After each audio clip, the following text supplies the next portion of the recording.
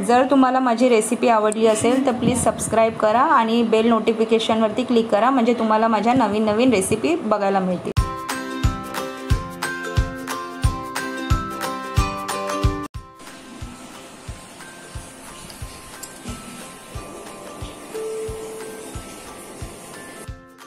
Hi everyone, मी Swapna yummy किचनमध्ये तुमचे खूप खूप स्वागत करीत आहे. आज मी तुम्हाला टी टाइम चॉकलेट केक कसा करायचा तो दाखवणार आहे आणि तो पण एकदम इझी पद्धतीने.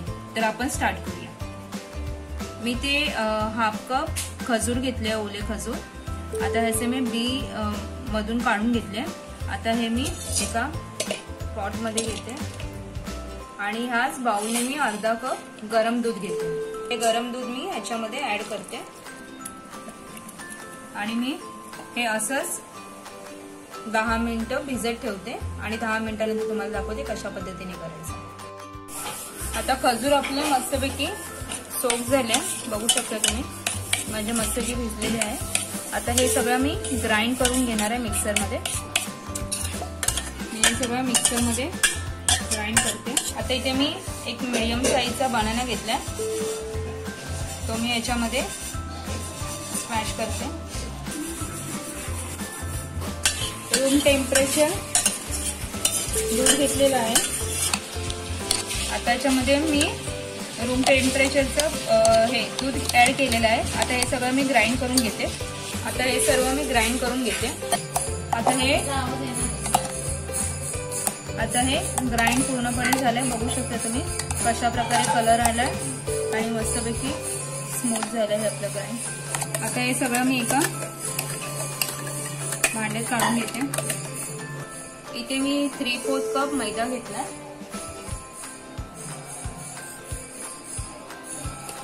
आता हे सगळं मी चाळणीने हे करणार आहे.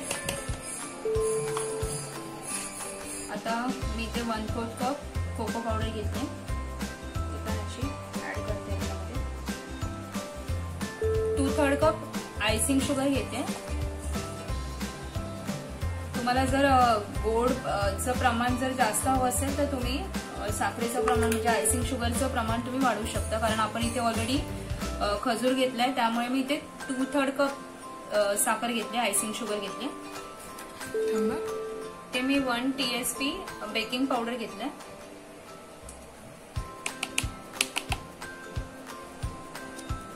आणि इथे मी 1/2 टीस्पून बेकिंग सोडा घेतला.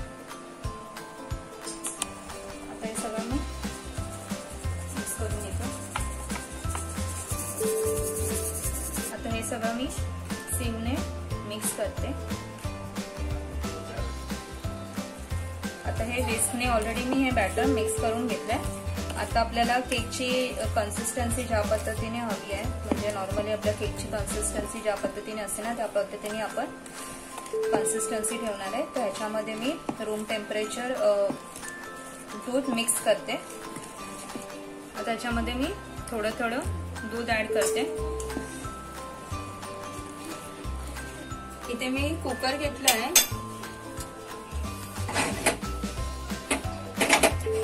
घेतलाय तो मी इथे प्रीहीट करायला ठेवते 10 मिनिटं. कुकरची शिट्टी आणि रिंग यूज नाही करायची. अशा पद्धतीने आता आपण हे झाकण लावूया आणि इथे मीडियम फ्लेम वरती 10 मिनिटं आपण प्रीहीट करायला ठेवूया. मी इथे 6 इंच हे घेतलंय, टीन घेतलंय. आता ह्या टीन मध्ये आपण त्याला ग्रीस करून घ्या ऑइलने. ऑइल किंवा तुम्ही बटरचा पण उपयोग करू शकता, आणि जर तुमच्याकडे बटर पेपर असेल तर तुम्ही ऑइल ग्रीस करून वरती बटर पेपर यूज करू शकता.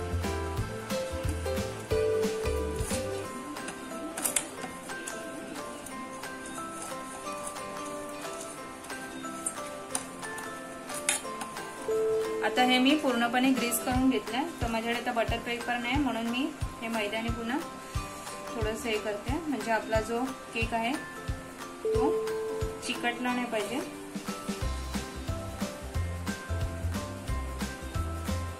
एक्स्ट्रा जो मैदा आहे तो मी काढून घेते. बॅटर प्रॉपर असं झालेलं आहे, बघू शकता तुम्ही. कन्सिस्टन्सी एकदम मस्त अशी झाली. आता हे आपण टीन मध्ये टाकूया बॅटर.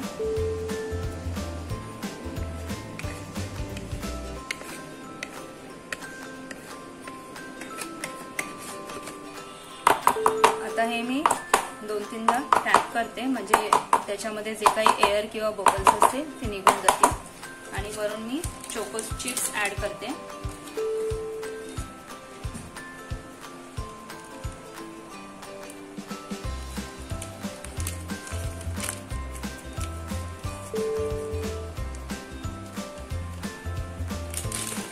कुकर प्रीहीट झालेला आहे.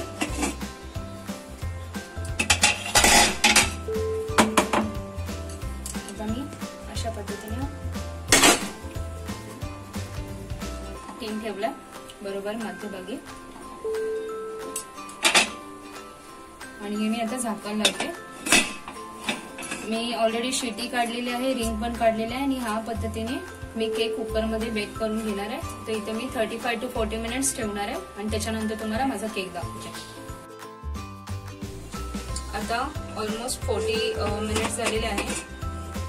आता मी तुम्हाला केक मस्तपैकी आपला रेडी झालेला आहे. मी ते नाईफ करून दाखवते तुम्हाला. बघा नाईफ एकदम क्लीन आली आपली, म्हणजे आपला केक रेडी झालाय. आता मी गॅस बंद करते.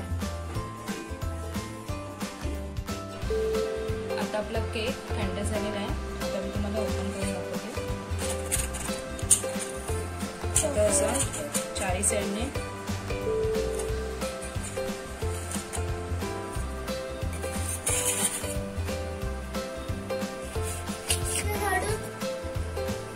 आता मी हा दाखवते मला केक.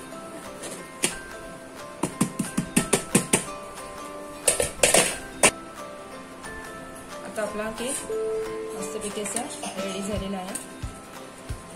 Chocolate cake. आता आपला केक मस्तपैकी असं सॉफ्ट झालेला बघू शकतो. वाव. आता आम्ही तुम्हाला केक कट करून दाखवतो.